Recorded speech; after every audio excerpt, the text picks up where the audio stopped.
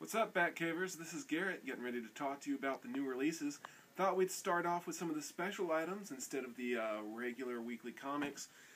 First up, we have this lovely lead figurine of Giant Man, also known as Ant-Man, also known as Goliath, just kind of depending on, what day of the week it is. We also, and this is the reason I'm starting with the cool stuff first this week, we have this lovely Doctor Who TARDIS teapot. This is the single most aggressively British thing that I have ever seen in my entire life. And again, we do it all for you, our lovely Batcave Whovians, because you spoke, and this is us listening. This is us caring. This is also a TARDIS friggin' teapot. When I say that one more time, we only have a couple of these bad boys in, so be sure and swing by and pick them up. We also have this lovely collection of Mad Magazine mascot Alfred E. Newman as the Justice League. We're working on a full set. Not entirely sure why, but we have these guys. If you just see that lovely face and think, I want that in my house, staring at me with his charming, toothy grin, that's for you. This is what I'm excited about this week. This is the biggest, baddest, most beautiful Deadpool statue that you will ever see in your entire friggin' life, just right here.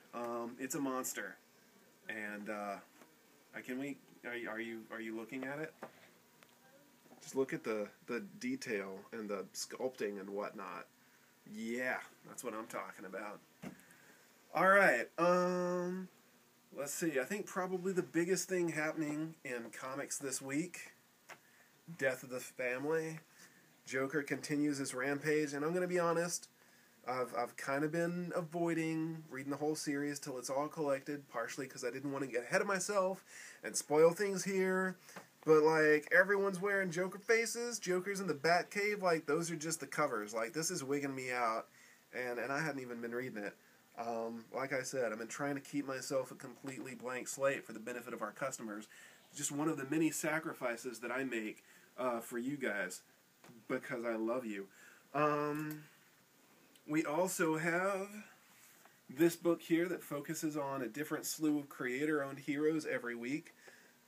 This week, one of the names on the front, Darwin Cook, who's always phenomenal, but also Brian Lee O'Malley, who most famous for Scott Pilgrim, and who mostly has done Scott Pilgrim. So I'm really curious to see what else he's got going on.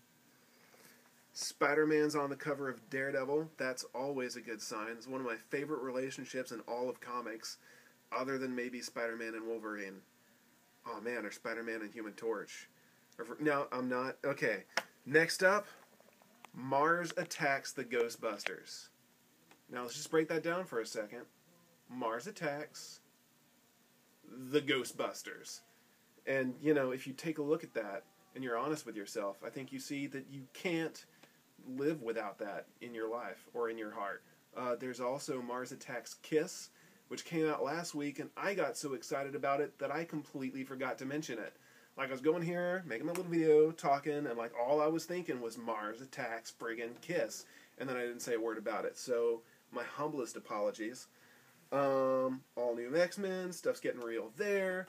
There's also Savage Wolverine #1. So if you're a Wolverine fan, you're going to want to swing by and pick that up. And that's pretty much it. Kind of a light load for your weekly comics. But also a lot of really great stuff, especially with Death of the Family kicking into high gear. Marvel now still kind of chugging along. Not as many #1s, but, some good some good series that are, still continuing along strongly. And the fact that I am slowing down means that it's time to sign off. So from all of us here to all of you out there, see you tomorrow.